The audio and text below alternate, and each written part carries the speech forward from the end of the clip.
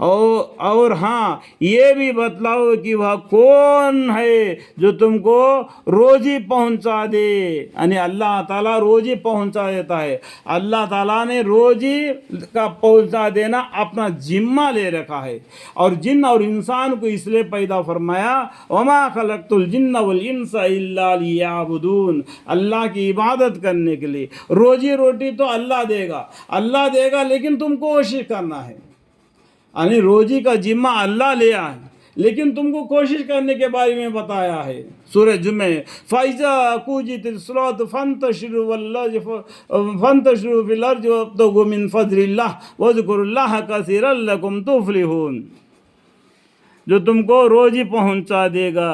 اگر اللہ تعالیٰ اپنی روزی بند کرے، اگر تمہارے پر تو اللہ کا روزی بند کرے، ان کو یہ لوگ اسے بھی متاثر نہیں ہوتے، یعنی اگر اس پر بھی یہ لوگ نہیں مانتے، پھر بھی یہ شرک میں مبتلا ہے، بلکہ یہ لوگ سرکشی اور نفرت میں امن احکام پر جمع رہے ہیں، ان کے نفرت عین الحق پر جم رہے ہیں، یعنی بے بنیاد کی باتوں پر یہ جم گئے ہیں۔ سو جس کافر کا حال اوپر سنا ہے، سو اس کو سن کر سوچو کہ کیا جو شخص من کے بل گرتا ہوا چل رہا ہو وہ منزل مقصد تک زیادہ پہنچنے والا ہوگا، یا وہ شخص جو سیدھا ایک ہموار سڑک پر چلا جا رہا ہو۔ تو اللہ تعالیٰ کی مثال بنا دیتے ہیں آیت میں، علی وجہہ اہدی عمن یمشی سویا علی صراط مستقیم۔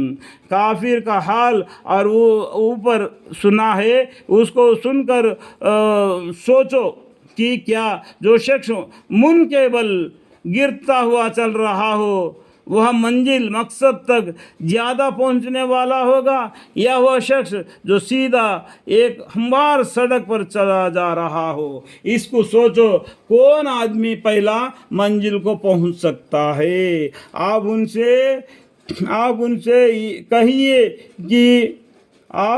سے کہیے کہ وہی ایسا قادر نہ ہے جس نے تم کو پیدا کیا۔ ہم کو کس نے پیدا کیا؟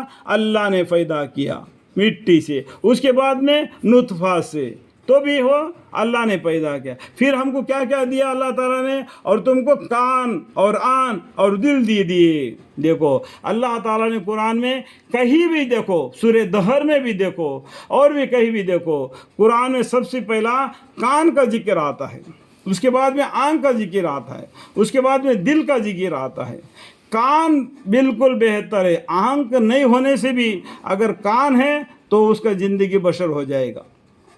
ہم نے خود دیکھا ہے، جس کے آنکھ نہیں اس کے کان کام کرتے ہیں، اگر بینک میں بیٹھا ہوا ہے کتاب کو وہ ٹائپ کرتا ہے، جو ہم بولیں گے اپنا اکاؤنٹ نمبر وہ ٹائپ کرتا رہتا ہے، اور اپنا کتاب کو وہ پرنٹ کر کے ہمارے لیے دیتا ہے۔ جس کو آنکھ نہیں ہوتی ہے وہ راستہ کو بھی ٹال سکتا ہے، جو سڑک کو پار کر سکتا ہے، جس کو آنکھ نہیں ہے، لیکن اس کو کان نہیں ہے وہ کچھ بھی نہیں کر سکتا ہے، ایک جگہ پر پتھر کے ساتھ پڑا رہتا ہے۔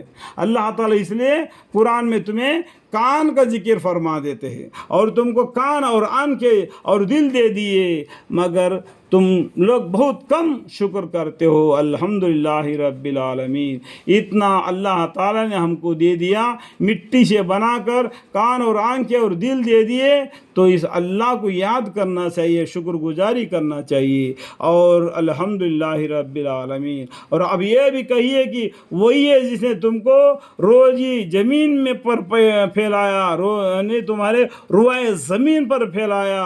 اللہ تعالیٰ نے تم کو اس پورے زمین پر پھیلا دیا، اور تم اس کے پاس قیامت کے روز اکٹھا کیے جائیں گے۔ کہیں کا بھی رہنے والا ہو، وہ بولے گا کہ میرے کو کون جمع کرے گا، امریکہ والا بولے گا کہ میرے کو کون جمع کرے گا، کوئی لندن والا بولے گا کہ میرے کو کون جمع کرے گا۔ جیسا کہ زمین کا کتنے حصے ہیں، 7 کھنڈالے میں بانٹے گیا ہے زمین، اور 7 کھنڈالے والے بولیں گے ہم کو کون میدان حشر میں اکٹھا کرنے والا ہے۔ لیکن اللہ تعالیٰ بولتے ہیں ہمارا ایک فرشتہ ایک اعلان کرے گا، تم دوڑتے ہوئے میدان حشر میں جمع ہو جاؤ۔ جاؤ گے. یہ دیکھو میرا آسان جمع کرنے کا طریقہ. تم لوگ سوچ رہے تھے کہ ہم کو کون اکٹھا کرے گا, لیکن ہمارا ایک فرشتہ نے ایک اعلان کر دیا جس سے تم دوڑتے ہوئے میدان حشر میں جمع ہو گئے.